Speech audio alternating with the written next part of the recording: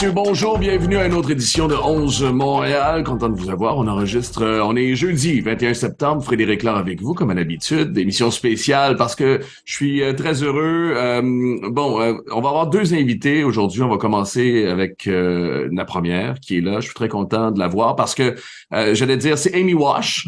Salut Amy. Salut. Ça va, merci d'être là. J'allais dire, j'ai de la misère avec mes sentiments parce que je vais dire la même chose à Nicolas Martineau qui va joindre nous dans quelques instants. Ce sont mes coups de cœur. Tu sais, Amy Wash, que peut-être que vous connaissez, légende du soccer canadien aussi, qui travaille à TSN, autant sur la radio pour le CF Montréal qu'à la télé, notamment pour la Coupe du Monde. T'as été mon coup de cœur cette année. Pour 2023 n'a pas fini, mais t'as fait, et je te l'ai dit, mais je vais te le redire, et je vais le dire on the record, pendant que ça enregistre. T'étais extraordinaire sur le panel pendant la Coupe du Monde. Ça a vraiment été un plaisir de t'écouter pendant la Coupe du Monde. Alors, je suis content de t'avoir aujourd'hui. Merci beaucoup. Moi, ça me fait chaud au cœur d'être ton coup de cœur. Voilà. Puis t'es aussi sur le Foodie Podcast, c'est ça?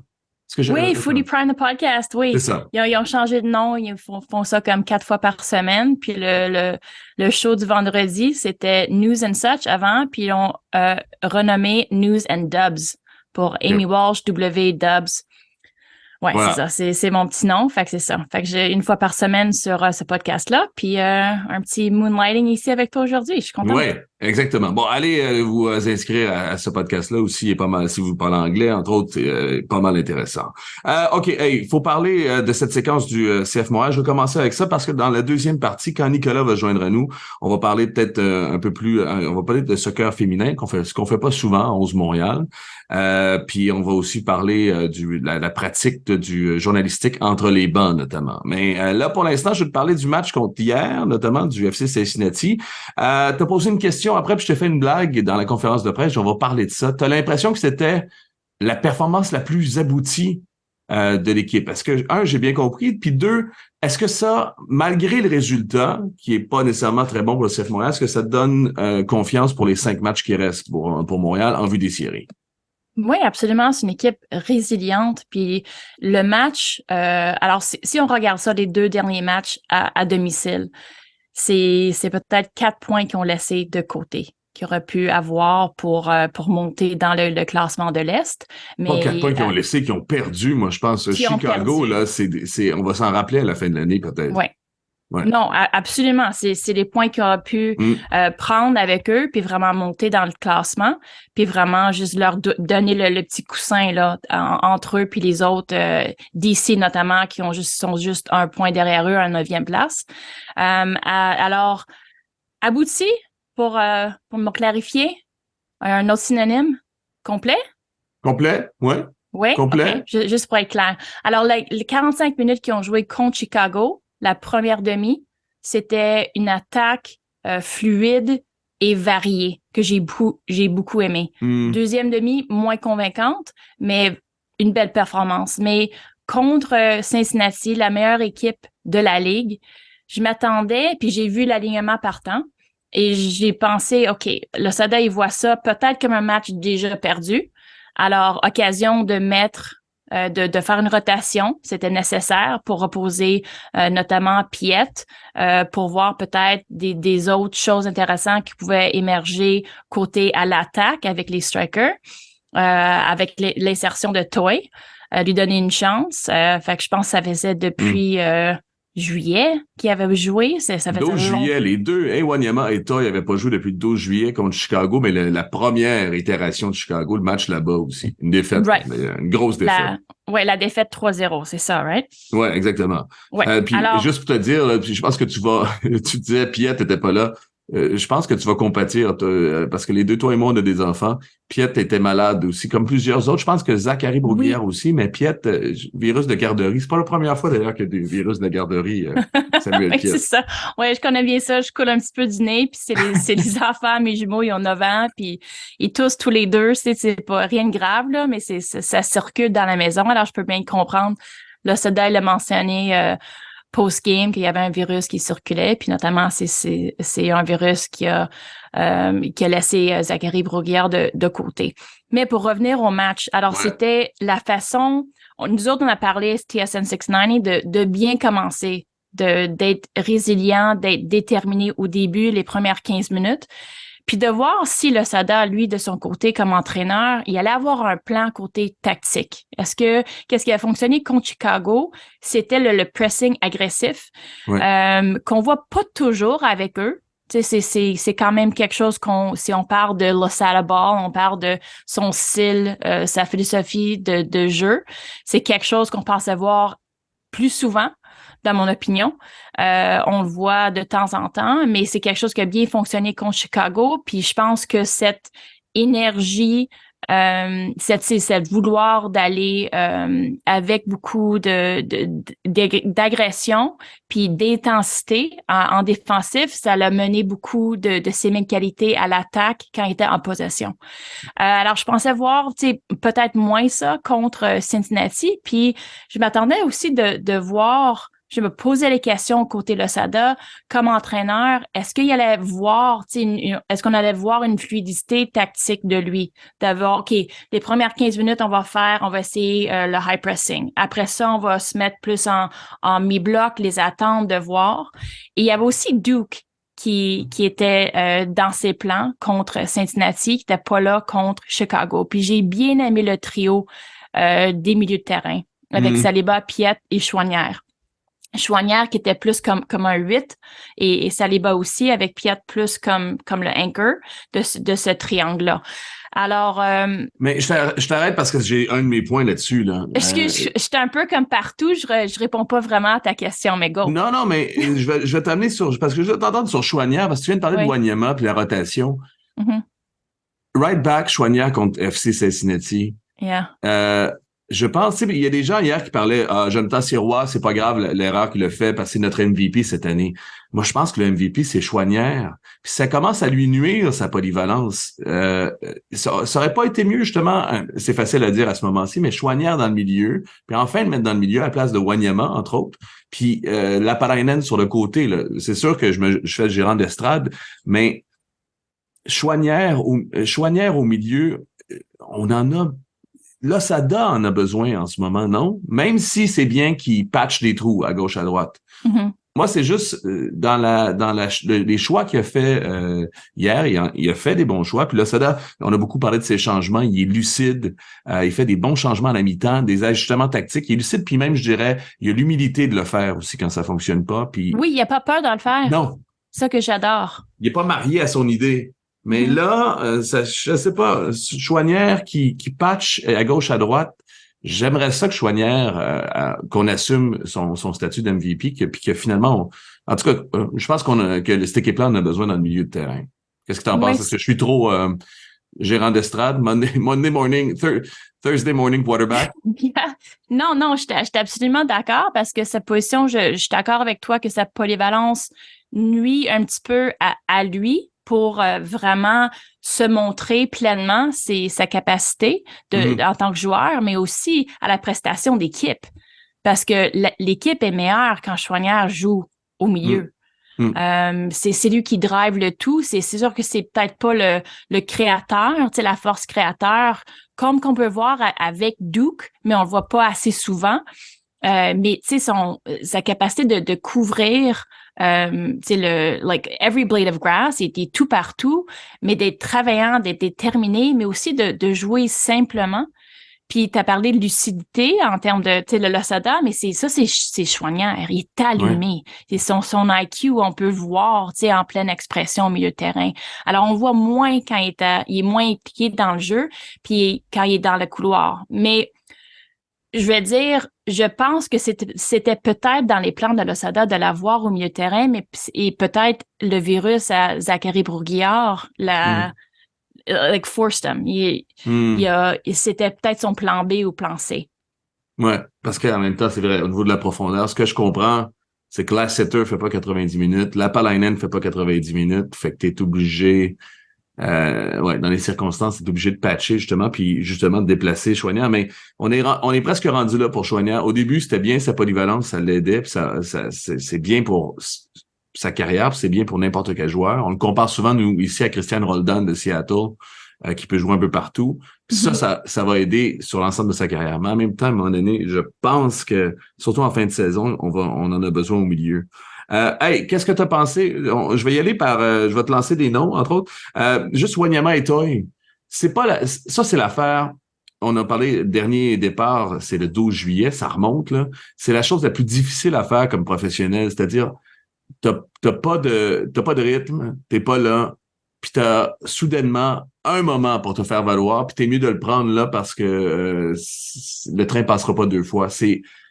On a beau parler des MVP, des gars qui sont là jour après jour, arriver comme ça, c'est la situation la plus difficile. Comment ils en sont sortis? As-tu aimé Wanyama peut-être? As-tu aimé? Oui, moi j'aime Wanyama. Puis je trouve, Ouais. je l'avais vu sur les lignes de touche contre Chicago, puis je le voyais jaser avec Hamdi, avec les autres substituts qui étaient là, puis c'était clairement, il allait pas être utilisé. Alors ça aussi c'est difficile comme joueur, tu sais, de savoir que t'es peut-être dans les plans, puis là d'avoir la réalisation que finalement, oui, tu vas pas entrer sur le terrain, mais c'est clair que il s'impose quand même, Wanyama. C'est son influence, son rôle de leader. C'est clairement, c'est très important qu'il soit sur le terrain ou pas. Alors, on a vu un petit peu de rouille. Il avait donné le ballon. Il y avait une occasion qu'il avait donné, c'était une erreur. Il avait perdu le ballon. Ce qu'on voit pas souvent. Alors moi, j'étais impressionnée parce que moi, en tant que professionnel, en tant que joueuse, ça m'est déjà arrivé que ton coach te pose la question, t'es-tu prêt? T'es toujours prêt? La réponse Ouais, est t'as pas toujours le choix, oui. c'est ça. Oui, non, c'est ça, c'est toujours Non, oui. la semaine Même prochaine, coach. Non, that's right. Même si tu ne le crois pas toi-même. Puis c'est sûr qu'il y a l'expérience. Alors, on voyait un petit peu dans ses mouvements que c'était rouillé. Mais avec le temps de jeu, on pouvait voir que il était plus assuré, il était plus confiant. J'ai aimé, j'aime toujours Wanyama. Mais pour moi, c'est clair, tu sais, on comparait souvent l'année passée où on a vu Piet puis Wanyama jouer l'un et l'autre ensemble. Puis le critique, c'était ils sont trop pareils. Mais alors oui, il y a des choses il y a un overlap avec leur qualité, leur profil. Mais je trouve que là, vraiment, c'est Piet qui s'en sort, tu sais, après sa blessure. C'est vraiment ces Piet qui gagnent là si on les compare, tu sais, un tête-à-tête. Mais Wanyama, il y a encore des choses à offrir à cette équipe. Puis on a vu vraiment, pour revenir à la première question, pour la question que j'ai posée dans le post-game presser, c'était vraiment une performance professionnelle. C'était comme une performance pour moi que ils ont vraiment ils ont vécu, like they rode out, ils ont subi les vagues du match, mais malgré la jeunesse, malgré le jeune âge de l'effectif, puis les joueurs sur le jeu, les substituts, tout le monde a fait sa contribution. Et ils ont vraiment montré encore ce mot-là, leur résilience, puis leur capacité de mettre le travail, puis d'absorber le match. Et là, de trouver les solutions. Alors, peut-être pas la même fluidité en attaque, peut-être même pas les mêmes, pas l'attitude, mais le vouloir, le duo en attaque. On n'a pas vu assez le complément ou le partnership entre Opoku et Toy. Alors, pour revenir à ton autre question, j'étais plus impressionnée avec Wanyama que Toy. Puis là, peut-être là, c'est la balance, là, c'est l'expérience. Alors, Toy, je pense qu'on voyait vraiment le travail. Puis des fois, c'est pas la chose que tu veux voir. Tu veux que ça soit facile, ça va être aisé. Puis pour moi, c'était difficile pour lui. On voyait que c'était du travail pour lui. Puis je me sentais mal un petit peu pour lui parce qu'il y a quand même, c'est un joueur talentueux, mais c'est entre les oreilles que je pense qu'il faut qu'il règle lui-même. Mais il y a encore des choses à offrir au club, mais je pense que c'était peut-être le moment pour lui.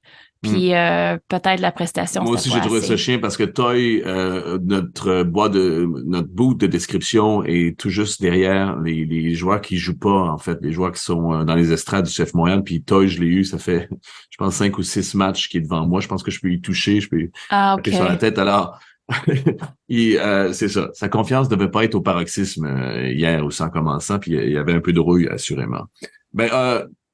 si tu avais à choisir demain matin, on est quand même jeudi le 21 septembre, dans ce que tu as vu, de ce que tu connais de la forme du moment, si tu avais à choisir un milieu de terrain, 3 joueurs en milieu de terrain pour le prochain match, ou du moins pour le match que tu dois absolument gagner, exemple, tu prendrais qui? Parce qu'on a souvent eu ces débats-là, et ici au au 11 Montréal, à savoir c'est qui les 3 en ce moment qui doivent jouer. Piet, Wanyama, Saliba, Choinière, Duke. Il y a 5 personnes en ce moment qui postulent. Peut-être Hamdi aussi. Hamdi, là, pour. Puis des fois, je le vois rentrer, puis je suis comme, ben, c'est pas la bonne décision à chaque fois, parce que quand il rentre, pour moi, c'est toujours une déception. Tu penses, OK, peut-être c'est le moment, puis c'est jamais le moment pour Ahmed Hamdi. Mais hier, il a bien fait. Moi, il rentre jamais au moment où je l'attends, Hamdi. Je l'attendais à New York. C'est toujours une surprise. À New York, quand je joue rapidement, puis là, il arrive, puis maintenant, il y a 5 minutes. On dirait que quand je pense que peut-être que Hamdi pourrait venir, peut-être que j'ai pas l'œil technique que t'as aussi, mais à chaque fois que j'anticipe Hamdi, il arrive pas, puis quand je l'anticipe pas, il arrive en général. Mais pour moi, c'est toujours une surprise. Je suis là entre les deux bancs, sur les lignes de touche, puis t'attends, tu sais, un substitut qui va apporter de l'énergie, qui va changer le match, qui va apporter quelque chose d'unique. Puis là, Sada, il m'amène Hamdi, puis je suis comme, oh, really? Vraiment? Mais hier, il m'a surpris. Alors, c'est bien, c'est peut-être sa meilleure performance, je sais pas, de l'année. Tu sais, c'est peut-être quand même juste un 7 sur 10, mais pour lui, c'était bien. C'était peut-être le Hamdi, là, il peut bâtir là-dessus pour la prochaine fois. Mais tu l'as mentionné avant. Tellement 3 milieux de terrain pour partir. Yeah, c'est le trio que j'ai déjà mentionné. Ouais. C'est Piet, Saliba, Choinière. Ouais. C'est ça le trio. Oui. Puis avec Duke, je pensais à ça après, en me revenant à Saint-Hilaire après le match, que souvent, lui, il faut regarder the nature of the game, c'est comme ça qu'on peut dire en français. C'était transitionnel. C'est ça qu'on va avoir contre Cincinnati. Ils sont très solides en arrière, très compacts, puis ils veulent aller vite. Puis c'est comme ça qu'ils vont punir l'adversaire. Puis Duke, il est perdu là-dedans. Il n'y a pas les atouts défensifs, il n'y a peut-être pas l'expérience, il peut-être pas les aptitudes, mais je le vois des fois en pressing, puis s'il n'y a pas un Piet derrière lui, bien sûr, on avait Wanyama, il a l'expérience, il peut diriger un petit peu, mais souvent, s'il n'y a pas un homme à marquer, il n'est pas man-to-man, il ne sait pas où aller. Puis souvent, l'équipe se fait punir à travers le milieu. On ne l'a pas vraiment vu hier. Mais le jeu, c'est comme, il est ni comme hors possession, il s'implique pas. Puis là, quand l'équipe a possession, il trouve pas les petites pochettes. Alors, c'est comme le jeu s'échappe parce qu'il est jamais comme dans la bonne place. Alors, peut-être Duke, il serait mieux utilisé, point de vue de l'Osada, on regarde l'adversaire, puis on dit, OK, le match risque, nous autres, on veut s'imposer comme ça. L'équipe, eux, ils vont s'aligner comme ça. Alors, peut-être un match qui est plus possession. Peut-être même le match contre Chicago. Peut-être que c'était un match qui était plus porté à l'influence à un Duke. Puis hier, pour moi, c'est peut-être le trio des milieux de Saliba, Piet, Choinière. C'était peut-être le match pour vraiment s'imposer. Mais l'adaptation que l'Osada y avait fait, les changements qu'il avait fait avec l'insertion de Lapalainen, j'ai adoré. J'ai non seulement le vouloir de l'Osada de faire quelque chose de différent, de shifter, de changer, de s'adapter, mais aussi Lassie. Pour moi, c'est repli défensif. Ouais. Il était top. Oui, il était là, il est toujours là, mais la façon qu'il s'est lancé à l'attaque aussi, puis le travail qu'il avait fait défensif, mais c'est juste le vouloir de dire, OK, on veut attaquer ce match-là, on veut pas aller pour le point, on veut gagner. Puis c'est vraiment une équipe qui s'est imposée. Comme les premières 15 minutes encore de la deuxième demi, c'est un CF Montréal que j'ai bien aimé. Oui, puis ça revient encore au changement de l'Osada. Il a dit d'ailleurs, cette année, il a dit qu'il a travaillé beaucoup là-dessus, entre ses deux jobs en DC United puis Montréal, sur mieux, ou du moins être meilleur dans des changements. Juste ça aussi. Puis je trouve, encore là, Cincinnati, ça a été une autre preuve. Lucidité, humilité, il a compris ce que le match avait besoin, puis ça a permis à Montréal d'avoir une meilleure chance, ou du moins peut-être, puis de passer quelques secondes, quelques minutes à peine de gagner 3 points contre la meilleure équipe de la MLS en ce moment. C'était Oui, puis c'est aussi qu'est-ce que ça peut apporter aux jeunes sur l'équipe, tu sais, leur donner cette expérience-là de leur dire, OK, si on est dans notre shape habituelle, on apporte ces aspects-là tactiques, mais là, on est capable d'être fluide, on est capable de changer, tu sais, de faire des choses in-game. Ouais. Des fois, ma critique contre le SADA, c'était que il y avait une certaine rigidité de peut-être de penser, mais aussi de la façon que l'équipe s'exprimait. Puis il était pas capable, s'il n'y avait pas une pause, il n'y avait pas une occasion d'aller au tactics board sur les lignes de touche, qu'il n'était pas capable de faire ces ajustements. Mais là, je les vois vraiment comme une équipe en évolution en termes de tactique, puis ils sont pas peur d'essayer les choses. Puis les joueurs non plus. Il a fallu oui, puis il dit souvent, lui-même, le Sada, mais il a raison, il a fallu, avec l'alignement qu'il y a, il faut être créatif aussi cette année, puis il a pas eu peur, il a pas eu trop peur de l'être créatif. Hey, je veux absolument, parce que tu en as aussi déjà parlé, puis je veux juste te réentendre là-dessus. J'allais dire, c'est la ligne de défense, en fait. Je voulais parler de Joel Waterman particulièrement, qui pour moi hier a été l'homme du match, qui a été excellent. Puis d'ailleurs, j'ai fait des recherches, fait que tant qu'à les avoir fait, c'est lui qui a touché le plus de ballons pour le CF Montréal. Je sais pas ce que ça veut dire tant que ça, mais j'aime ça voir cette stat-là devant Choinière et Saliba aussi. C'est Waterman qui touche le plus de ballons hier face à Cincinnati. 4 blocs, 7 passes progressives aussi dans ce match-là. C'est celui qui en a le plus. Puis des longs ballons, il est 7 sur 11. C'est 64-65% de réussite sur les longs ballons aussi. Waterman est top. Je pourrais étirer à Corbeau puis Campbell. Mais Waterman, depuis qu'il a pris la place de Camacho, il a pris ses responsabilités puis il est top. Cette défense-là, on parle de Sirois, là, mais cette défense cette année, ça joue assez bien. Camacho avant, puis maintenant Campbell qui a pas perdu le rythme, mis à part quand tu le mets en libéraux aussi, ça, je sais pas pourquoi. Aussi, on s'est obstiné à chaque fois, mais bon. Sur Waterman, dis-moi, homme du match aussi hier face à Cincinnati pour toi? Oui, complètement d'accord. Oui, la façon, tu sais, de le voir aller aussi, tu sais, c'est pas juste de dire, OK, c'est moi le boss, c'est moi le marshal, je vais contrôler, c'est moi le général derrière. Puis, tu sais, les personnes qui vont beaucoup bouger les bras puis d'être animées en termes de physique, des fois, c'est plus pour le show, mais c'est pas ça du tout avec Waterman. On voit vraiment un joueur qui s'exprime bien, qui a l'air à l'aise dans sa peau, mais aussi d'être le général, de contrôler Wanyama devant lui, c'est d'être à l'aise de le faire. Puis Campbell aussi, de rassurer un petit peu. Corbeau, je pense, il n'a pas besoin de rassurance. Il est très confiant, il est très constant dans ses performances, mais Campbell, moins. Puis on a vu une erreur deuxième demi où il a pris une touche, des déchets techniques qu'on voit assez souvent, mais de sa perspective, vraiment, il y a eu en anglais, on va dire, a quiet performance. Puis c'est bien de George Campbell. Je veux pas le voir aller puis d'être flamboyant. Un George Campbell qui est plus quiet, j'aime bien.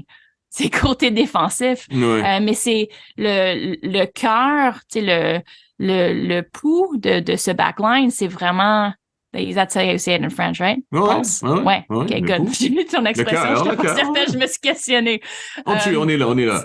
Okay. C'est Joe Waterman. Puis je pense vraiment, tu sais, à ces 3 blocs clés qu'il a fait, tu sais, à la 60e minute jusqu'à 65, c'est comme qu'il le faisait tout seul.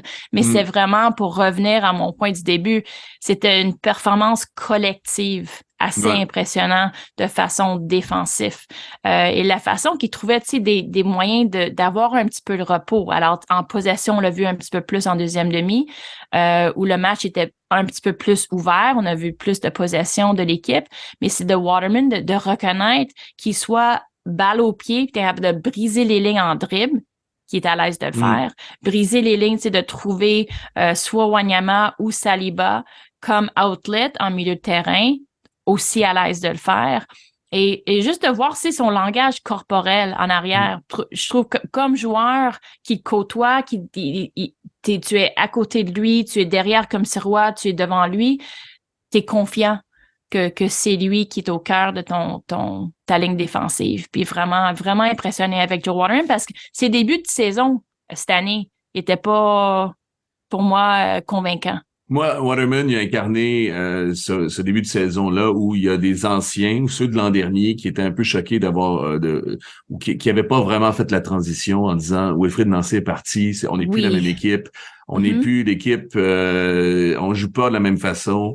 Il y avait lui, Miller, tu les voyais frustrés aussi dans leur langage corporel sur le terrain. Puis à un moment donné, et je pense qu'après les défaites, notamment contre Vancouver puis contre la Nouvelle-Angleterre, il y a eu une espèce de traumatisme, mais aussi un moment de dire « Hey, on n'est plus la même équipe, là, changeons d'attitude. » Puis à ce moment-là, ça s'est remis en place en défense particulièrement. Ça s'est resserré en défense. Puis Waterman, c'est tout à son honneur parce que souvent, des fois, on a l'impression, on en a parlé, c'est pas le gars que tu vas vendre nécessairement en Europe, mais c'est un gars qui peut faire une sacrée carrière aussi en MLS, à mon avis. Puis la preuve, je sais même pas d'ailleurs encore pourquoi je me fais rengaine, là, mais je sais pas pourquoi on a hésité. On a mis Campbell quand Camacho est parti plutôt que Waterman. C'était assez, du moins, ça devient évident. C'est facile à dire à ce moment-ci, mais en tout cas, je pense qu'il avait même parlé, il y avait des quotes où lui-même, Waterman, il avait dit « Je suis plus à l'aise à droite ». C'est ce qu'il disait. C'est peut-être ça. C'est peut-être lui-même, c'est sa préférence personnelle. Puis le Sodal l'a peut-être écouté. Puis moi, je pense que, j'en ai parlé avec mes collègues de TSN 690, on voit les qualités physiques de Campbell. En termes d'entraîneur, tu regardes un gars comme ça, tu penses, lui, sa place, c'est au centre. Stature, il est grand, mais rapide. il est pas super... Oui, mais il est pas super bon dans les airs. Son timing, il est pas là. C'est vrai. Puis si tu veux jouer le libéraux, ton timing, ça, c'est primordial. Puis je pense Waterman, c'est plus ce gars-là que... Beaucoup plus ce gars-là que Campbell. Mais à chaque fois, puis j'insiste, à chaque fois Campbell, puis moi, j'aime beaucoup, je suis un des grands défenseurs, puis j'aime Campbell, puis j'aime sa percussion, puis moi, j'aime ce côté... je vais dire popcorn, un peu comme Kamal Miller aussi à un moment donné, qui va juste partir. Tu dis, ouais, c'est ça, qui va partir. Je l'aime un peu cheval fou, Campbell, mais à chaque fois qu'ils l'ont mis, puis les gens qui écoutent le CF Montréal le savent, à chaque fois qu'on l'a mis en milieu de terrain, c'était difficile, les matchs pour George Campbell. Mais bon. OK, on va faire une courte pause là-dessus. Amy, Nicolas Martineau, que je vais te présenter aussi, je fais aujourd'hui matchmaking professionnel. Nicolas Martineau va se joindre à nous dans quelques instants. Restez là. Good. On est de retour sur les ondes de 11 Montréal. Frédéric là avec vous. Amy Walsh est toujours avec nous, légende du soccer canadien. Et on est rejoint par Nicolas Martineau, qui a plus besoin de présentation, mais quand même, Nicolas... je parlais que au début, j'ai commencé comme ça, j'étais pas à l'aise avec mes sentiments, mais quel grand talent que ce Nicolas Martineau qui fait, et c'est pas des blagues, un excellent travail présentement en tant qu'agent de joueur avec Obélisque, qui est derrière les joueurs et joueuses aussi canadiens, québécoises particulièrement. Salut Nico. Salutations messieurs, dames. Merci beaucoup Frédéric, ça me fait rougir tout ça. On est content. Ben oui. C'était le but aussi. C'est ça, parce que c'est ça que je dis à Amy, pour exprimer mes sentiments, j'ai besoin d'une caméra ou quelque chose. Je suis pas capable de le faire en privé. C'est un problème. J'en parle à mon psychologue présentement. Avant toute chose aussi, ceux qui écoutent, on est enregistré le 21 septembre. Amy, tu vas savoir, tu pourras le mettre ajouter à ton agenda. Le 22 septembre, c'est l'année c'est le jour qui nous a donné Nicolas Martineau. Alors, voilà, on le célèbre d'avance. C'est son cadeau que je lui fais, en quelque sorte, après son passage à 11 Montréal. Merci infiniment. Les deux, vous avez été entre les bancs parce que TVA, t'as travaillé à TVA Sport. Nicolas, Amy, tu le fais pour TSN 690. Je veux parler de ça aussi. Puis je pense que ça peut intéresser les gens qui nous écoutent. On va peut-être commencer par Amy, juste au niveau de travailler entre les bancs en tant qu'ancienne joueuse aussi. Est-ce que ça a changé ta perception de la game? Est-ce que ça a changé la façon dont tu voyais un match de soccer, de travailler comme ça entre les bancs? Je sais pas si ça a changé mon perspective, mais pour moi, je me sens privilégiée parce que j'ai été loin de ma passion, loin de la game pour longtemps.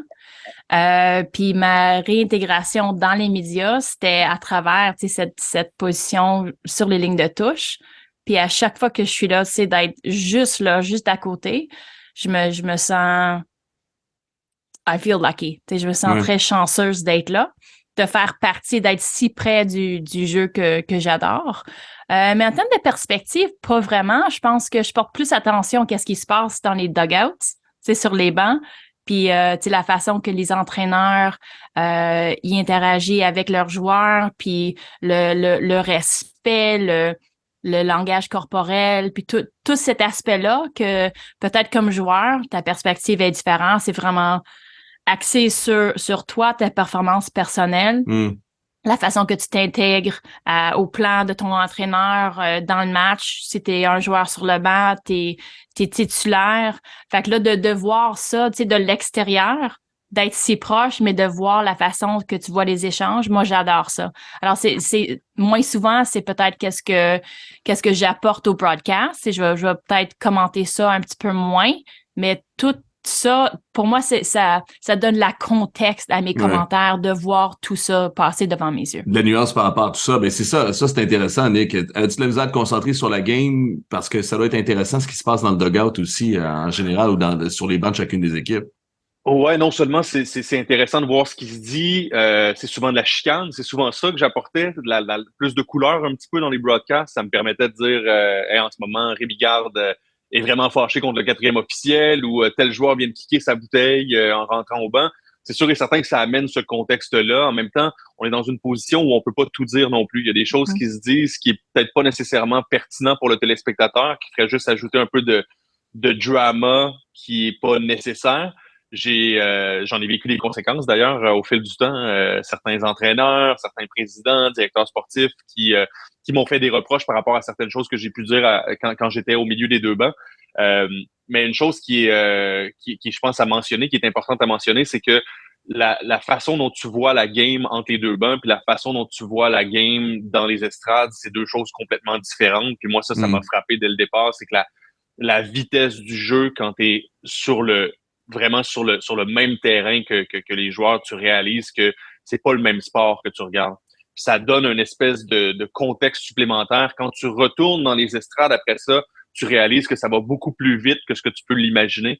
Donc, pour moi, ça a été très, très bénéfique en termes d'éducation. Ça m'a vraiment éduqué sur la game parce que je pense que c'est pas un secret pour personne. Quand j'ai commencé entre les deux bancs, j'avais pas de connaissances. Je connaissais pas ça. Donc, pour moi, ça m'a frappé en plein visage.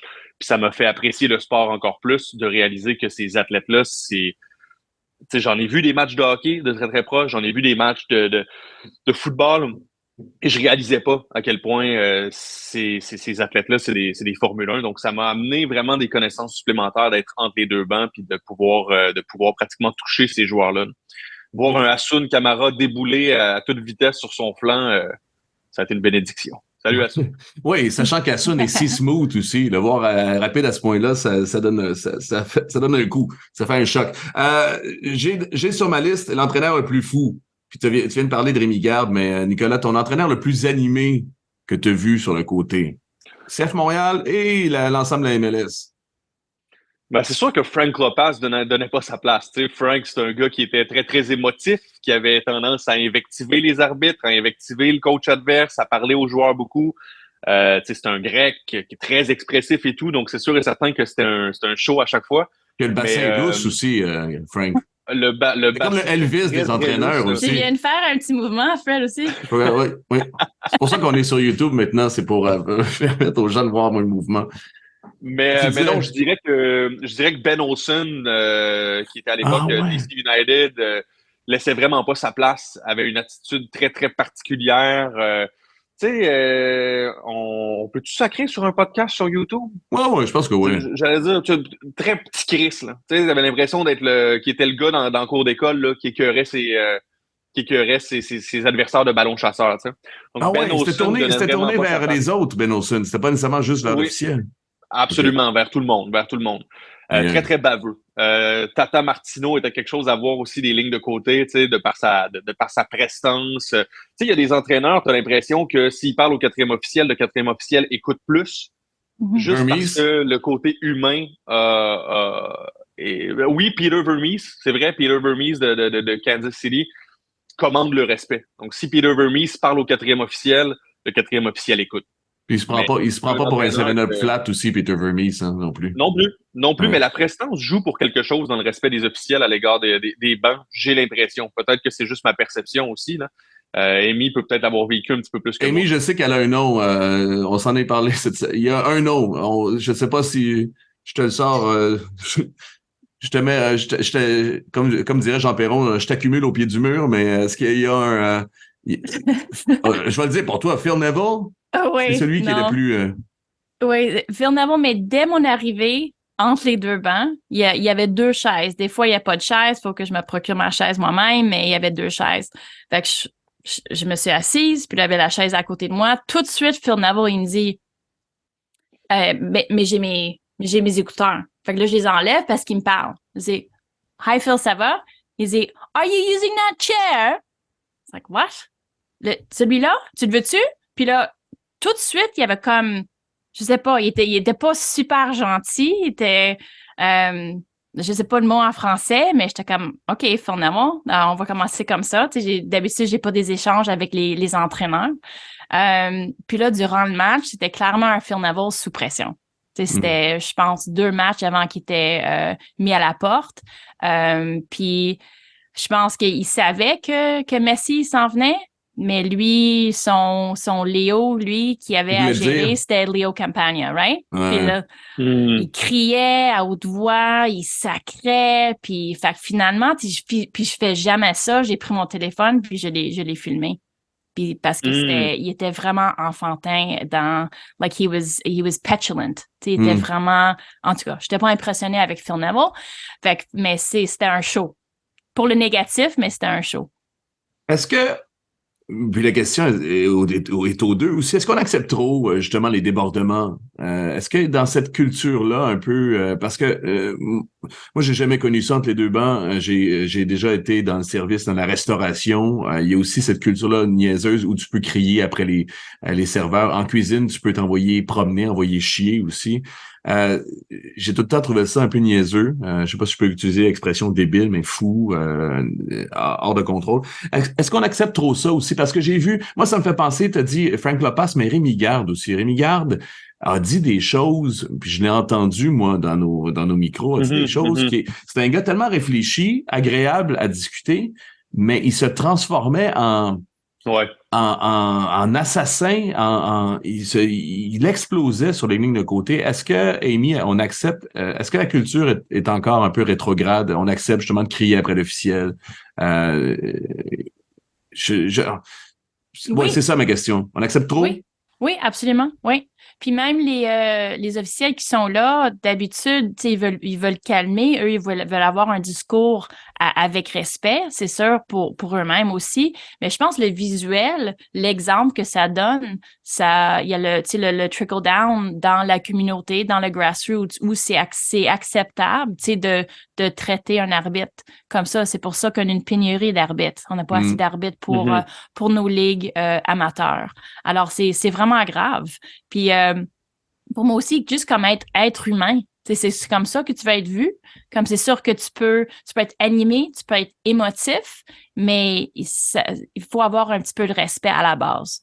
Mais il y a aussi un aspect très, très psychologique, une relation de pouvoir entre les officiels puis entre les coachs. Puis, je veux pas nommer de nom, mais il y a des officiels, des 4e arbitres en MLS que j'ai vu avoir une attitude presque confrontational, qui amenait pratiquement la confrontation avec certains entraîneurs. Donc, il y en a plusieurs pour qui ça fitait simplement pas au niveau de la personnalité. Il y a des officiels qui sont aussi très, très calmes, très matures dans leur approche, qui vont être capables de calmer les entraîneurs qui ont des débordements. Mais il y a des officiels qui sont, j'ai l'impression, qui aiment un peu cette relation de pouvoir-là, qui vont être baveux, qui vont même essayer pratiquement juste avec un petit sourire en coin ou avec une petite attitude de faire péter les plombs à un entraîneur. Tu sais, c'est l'impression que j'ai eue.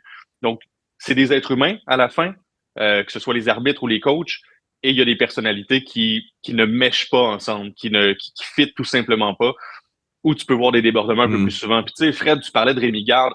Moi, j'ai eu 2 histoires avec les Rémi, avec ce staff-là de l'Impact de Montréal. Parce que Rémi Vercoute, en passant, il avait le verbe facile aussi. Il l'a toujours, je pense.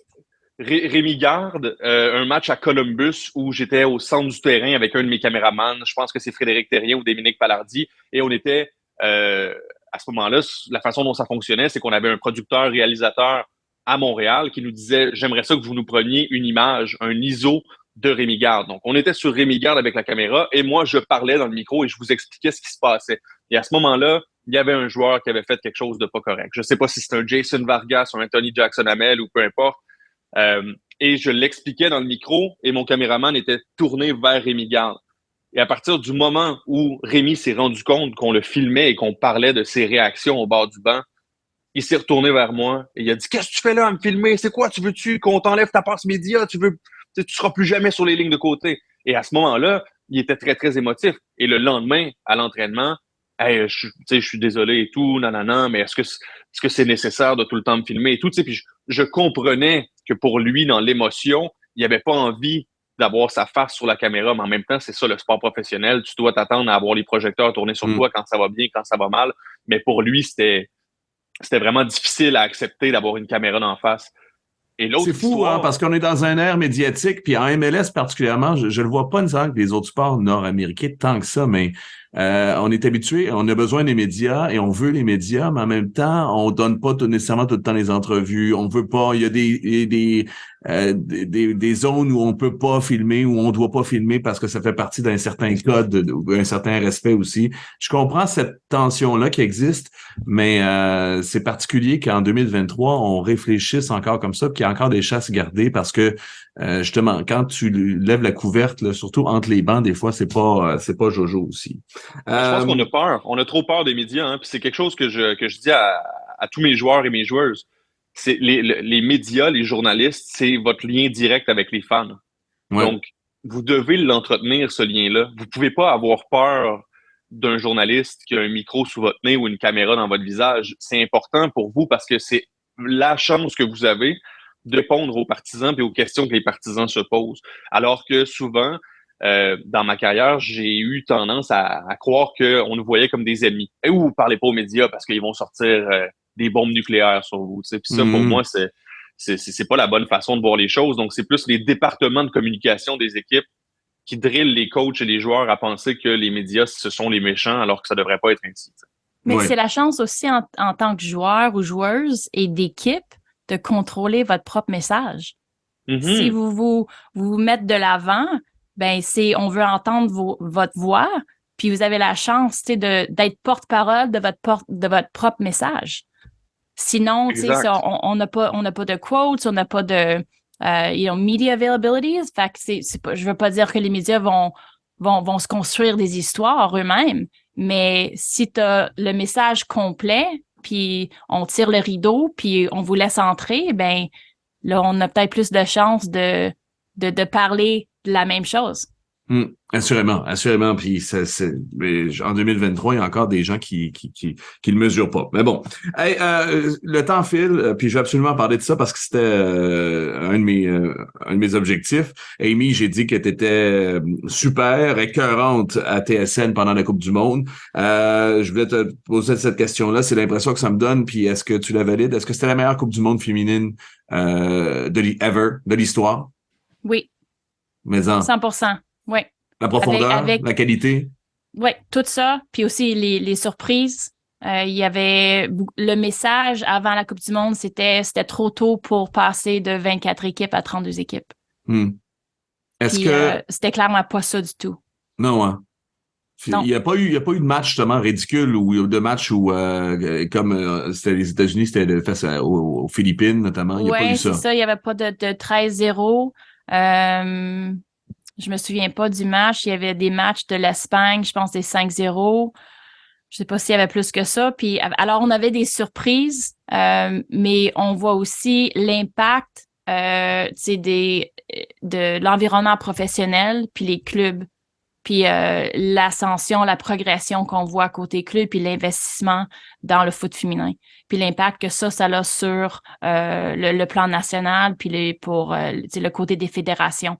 Mais là, on a aussi comme le paradoxe que ça monte, mais à la maison, dans nos propres cours arrière, même le Canada, il y a des fédérations qui continuent à nuire au développement du côté féminin, qui les empêchent à évoluer, qui les empêchent à vraiment toucher leur plafond parce qu'ils les supportent pas ou il y a de l'abus. Alors, il y a le paradoxe qui existe où on continue de voir peut-être la meilleure Coupe du monde qu'on n'a jamais vue, mais c'est encore ce narratif de in spite of. C'est malgré tout ce qui se passe, malgré tout le négatif. Alors, je m'attends juste à une journée ou un monde où peut-être toutes ces choses vont s'aligner, puis on va vraiment propulser ces athlètes, supporter, offrir le soutien nécessaire pour vraiment voir le potentiel s'actualiser sur le terrain.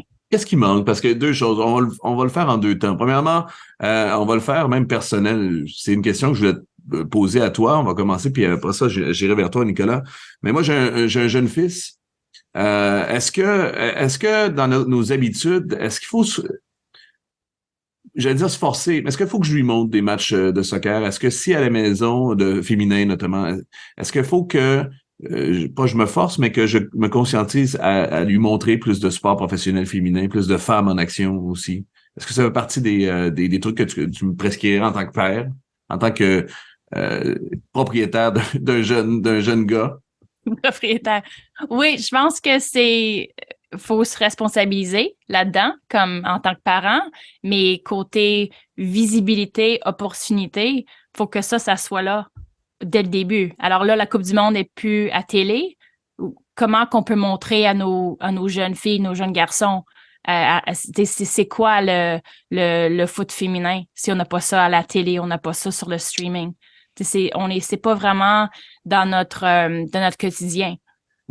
So, oui, c'est la responsabilité de soi-même si c'est dans nos valeurs à nous de dire l'opportunité est là pour les femmes et les hommes, mais si ça se voit pas à chaque jour, c'est assez difficile de le faire. Alors, faut que ça soit plus concret dans les investissements, côté fédération, côté télé, diffusion, broadcast, tout ça, pour que ça soit comme à chaque jour en tant que parent de dire, OK, voilà, WNBA, c'est important pour moi, alors c'est à télé, alors c'est important pour le petit gars ou la petite fille.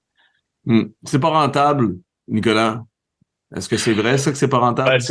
Je dirais pas que c'est pas rentable partout, mais je dirais que c'est une question de culture, malheureusement, tu sais, dans les salles de nouvelles même. Puis j'ai été rédacteur-monteur pour une salle de nouvelles sportive.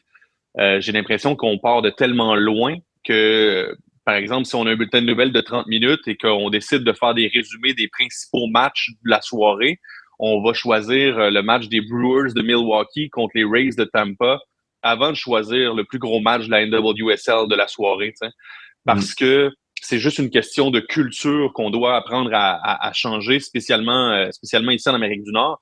C'est aussi de facilité, hein, je t'interromps, mais ils ont il est présenté sur un réseau, on enregistre avec une cassette VHS, on le monte après. Le NWSL, il faut aller chercher peut-être de zones, il faut le commander, il faut que quelqu'un dise « Hey, je veux mettre ça dans mon bulletin », il y a un effort de plus. Ouais. Ben, il y a un effort de plus. C'est pas tant un effort parce que la NWSL, c'est probablement la ligue la plus accessible actuellement. La NWSL, tu vas sur le site web puis tu peux aller écouter les matchs en direct alors qu'ils sont diffusés sur les grandes chaînes généralistes aux États-Unis ou encore sur Paramount+. Mais si je vais sur le site de la NWSL parce que j'ai envie d'écouter un match de Gabriel Carl, ben, je peux aller sur le site de la NWSL et je clique sur Watch Live et voilà, c'est fait, c'est ultra simple. Encore faut-il que ça devienne un réflexe et que les papas comme toi ou les mamans décident de mettre leur enfant devant ce produit-là aussi et pas juste penser que ce sont les garçons qui peuvent offrir le meilleur spectacle. Mais je pense que l'essayer, c'est l'adopter. Aller voir un match en vrai, en direct, ça change tout, ça change la perception. Mais effectivement, faut qu'il y ait un effort conscient. Puis ça part du top des salles de nouvelles, ça part du top des chaînes sportives pour qu'on puisse offrir ce produit-là. Parce que si on ne le met jamais devant les yeux, de mettre la responsabilité sur les parents directement, ben, je pense que c'est un petit peu unfair parce que c'est tellement pas dans la culture, la diffusion sportive depuis des décennies et des décennies que c'est se battre contre quelque chose qui est beaucoup plus grand que nous, là. Ouais. C'est sensibiliser les gens, excuse-moi Fred, c'est sensibiliser les gens aussi que la NWSL, ça existe. Il y a un environnement pro de club que c'est pas juste en jasant avec Evelyne Vienne durant les fêtes. Elle se fait parler ou des gens l'approchent puis ils disent c'est quand la prochaine Coupe du Monde, c'est quand les prochains Olympiques. C'est comme ils sont pas c'est pas sur leur it's not on the radar. Ils sont pas conscients du fait que elle a un quotidien professionnel, qu'elle s'entraîne à tous les jours, elle a des matchs pro. Alors je pense que c'est de sensibiliser les gens, de créer cette narrative où on peut aller suivre nos athlètes préférés féminins parce qu'ils ont un environnement club, ils ont un environnement pro. C'est pas juste à 4 ans à la Coupe du Monde ou à chaque 4 ans aux Olympiques. Ouais, j'ai l'impression aussi que c'est des vieilles façons de faire aussi dans les fédérations, aussi je vais dire au Québec et au Canada aussi, la cohésion est pas tout le temps là. C'est de mettre beaucoup de mettre beaucoup de pression quand même. Ils ont pas une baguette magique, les fédérations, mais il y a du travail à faire, puis il y a des cultures à changer, des façons de faire à changer aussi, je pense. Ça m'amène au niveau sportif. De l'extérieur, j'ai l'impression, est-ce que le Québec sportivement, là, pour notamment l'équipe nationale, particulièrement féminine, est-ce qu'on tire notre poids? Est-ce qu'on Parce qu'il n'y a pas une tonne de Québécoises. Là, si on regarde au niveau démographique versus le nombre dans la sélection, est-ce que le Québec est en retard présentement sur la formation des joueuses ou c'est juste la sélection qui les reconnaît pas, qui reconnaît pas le talent québécois? Amy, là-dessus, est-ce que ma perception est biaisée? Moi aussi, j'ai un certain biais. Je pense que le bassin de talent qu'on a ici au Québec, on a de la profondeur. Si on a des joueuses vraiment hyper talentueuses, sont peut-être pas connues. Puis je pense le setup, la façon que les joueuses sont identifiées, qui sont sélectionnées, pardon. Nous autres, au Québec, on avait une certaine barrière dans le temps que moi je jouais. Je me faisais pas poser la question, qu'est-ce qui se passe avec toutes les joueuses québécoises? S'ils n'allaient pas au NCAA, mais là, les coachs de l'équipe nationale disaient, on va pas les scouter parce qu'ils jouent pas dans le circuit le plus haut. Fait que là, ces joueuses-là, est-ce qu'ils arrêtaient de jouer? Est-ce qu'ils jouaient dans les universités québécoises? Puis, c'était la fin de leur progrès, de leur évolution en termes de joueuses nationales. Mais là, on a plus d'avenues à explorer. On a Marie-Yasmine Alidou, qui présentement, Mimi est à Benfica. On a plein de joueurs qui s'étaient moins connus avant. Puis on a vu aussi avec la sélection U17, on avait 6 joueurs sur l'équipe. Alors pour moi, ça, c'est plus une représentation que j'aimerais voir et aussi qui reflète le talent qu'on a dans notre province versus Gabrielle, Carl, Evelyne Vienne puis Lisiane Proulx. Ce sont les 3 sur la sélection canadienne senior. Alors moi, je pense que c'est plus dans les 6-7 qu'on devrait voir dans les prochaines années. Là-dessus, Nicolas aussi, le Québec, on forme assez, mais on récolte pas assez.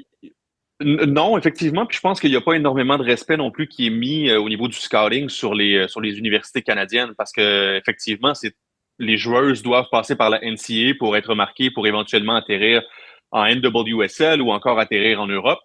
Mais il y a des joueuses qui sont à l'Université de Montréal ou qui sont au BC, à UBC, qui sont extrêmement talentueuses, qui ont ce qu'il faut pour passer chez les professionnels, qui pourraient prendre un vol puis aller jouer du côté de l'Europe ou aller jouer en Australie ou peu importe.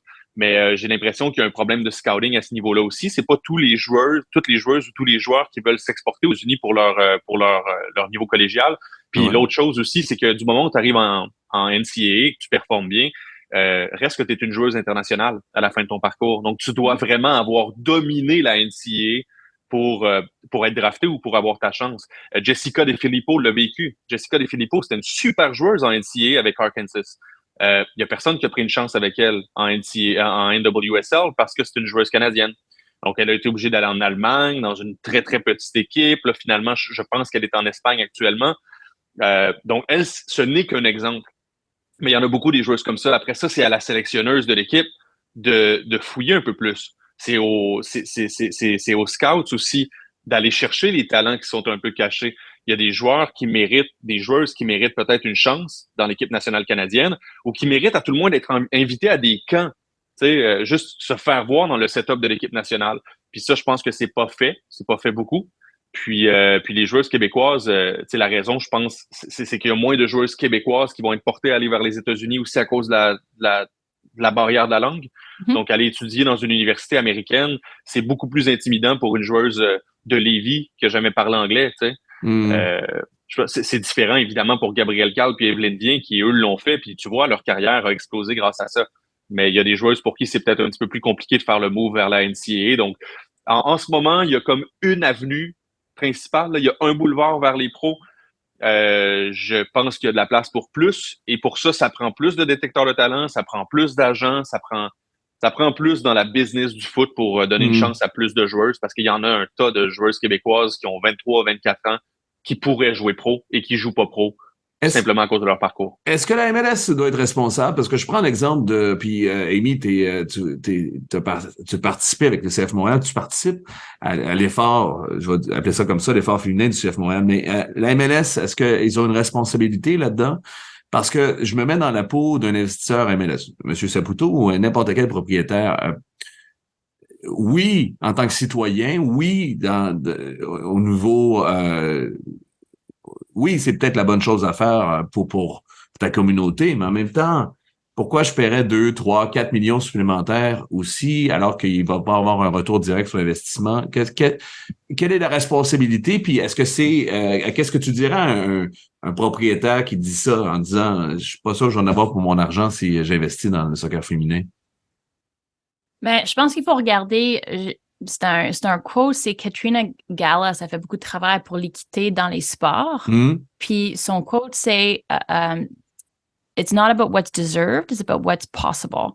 Fait que je pense qu'il faut changer le narratif un petit peu en termes de développement, en termes d'investissement. Puis je pense qu'on devrait mettre la pression sur la MLS. Pas juste nos franchises canadiennes, mais la Ligue. Parce que Nicolas, tu viens de parler de Jessica DeFilippo, puis la NWSL, c'est pour eux, le développement, c'est pour les joueuses américaines.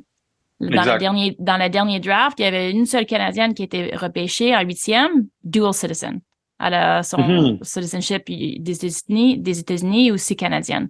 Fait que c'est la seule qui a été prise. Alors, avec Project E qui s'en vient, je vais revenir à ta question, je m'éloigne un petit peu. Non, mais on est en train de créer quelque chose de plus robuste en termes de là, on va avoir notre pic sur la pyramide, mais il n'y a rien pour les joueuses après l'âge, peu importe si tu es au NCAA ou au Canada, à l'université, il n'y a rien après l'âge de 22 ans.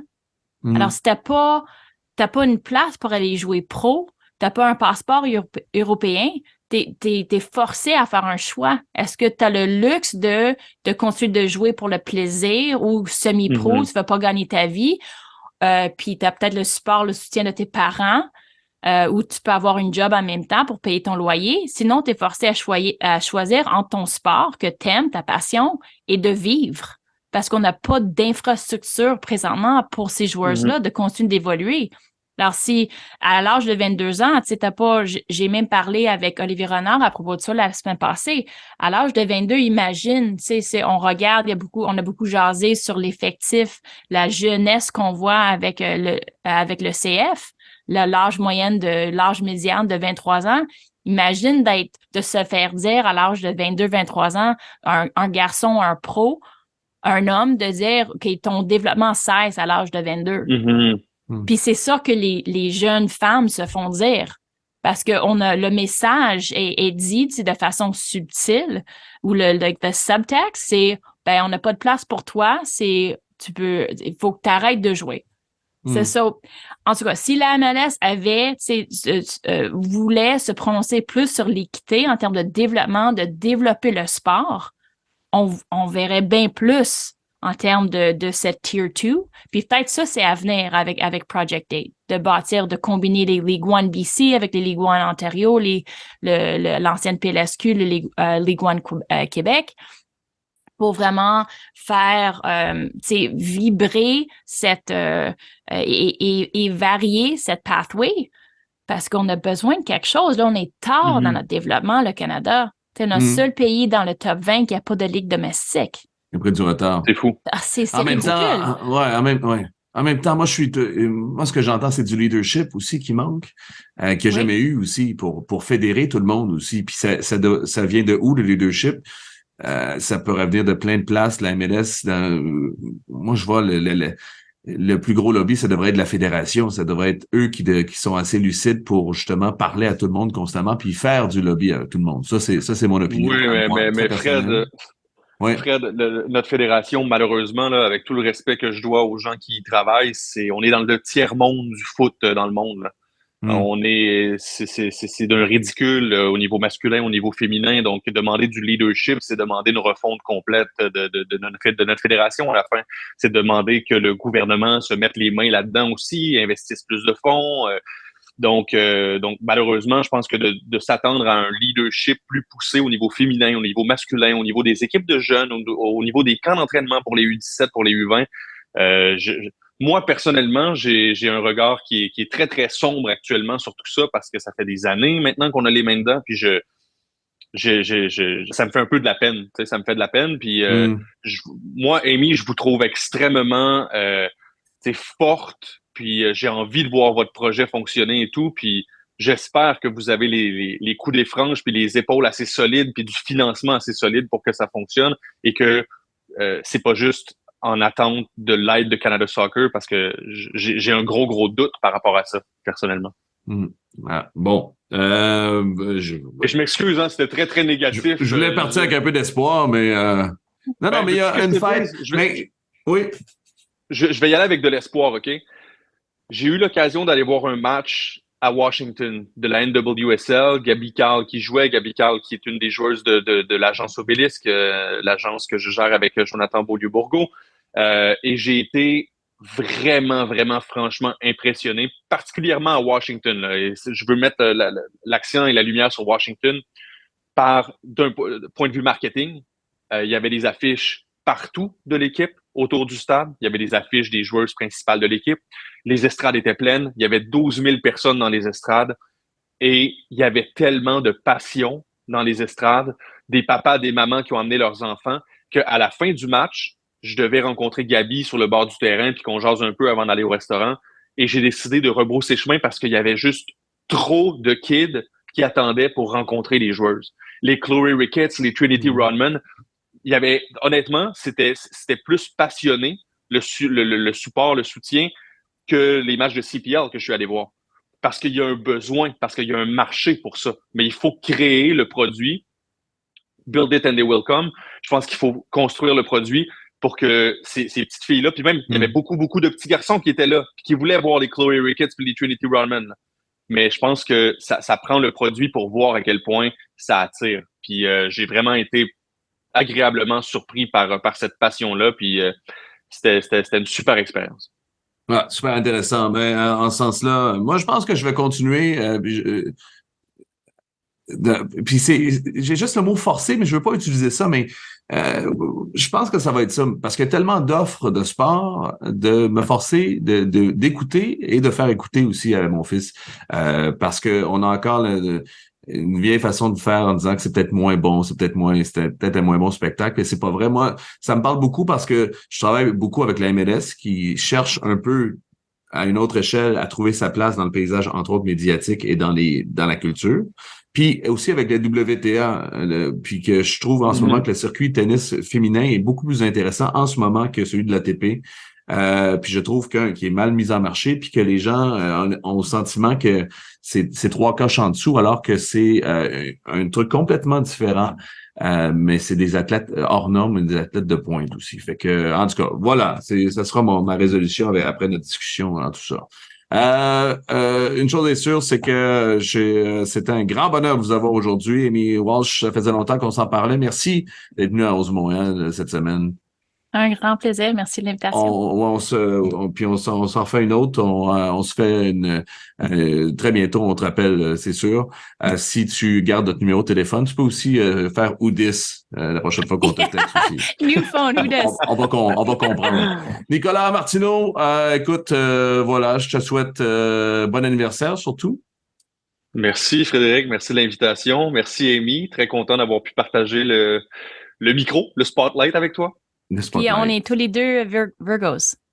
Moi, je suis née le 13 Oui, c'est vrai, septembre. c'était l'anniversaire d'Amy il y a de ça quelques semaines, quelques Mais jours. Amy, je suis content que tu saches que je suis Virgo parce que tout le monde pense que je suis Balance en 22 septembre. Donc, Ouais. on voit ici une fine connaisseuse, connaissante, Pourquoi je parle? Connoisseur. Tu poses la question sur une expression francophone? Non, je suis pas la bonne Mais personne. je parle plus dans les micros, donc j'ai perdu mon français malheureusement. Voilà. Oui. Frédéric, tu Non, seras mais notre on va finir référent, là-dessus. on C'est te assez connaît. extraordinaire que Nicolas Martineau soit le signe vierge aussi. C'est assez, il y a quelque chose d'ironique là-dedans. OK. On finit là-dessus. C'était Rose Montréal. Merci de nous télécharger. Voilà. Je le dis à chaque fois que je finis, j'ai de la difficulté à finir un podcast. Fait que, allez-vous-en chez vous. Passez une bonne semaine. Portez-vous bien. Puis on se dit à la semaine prochaine.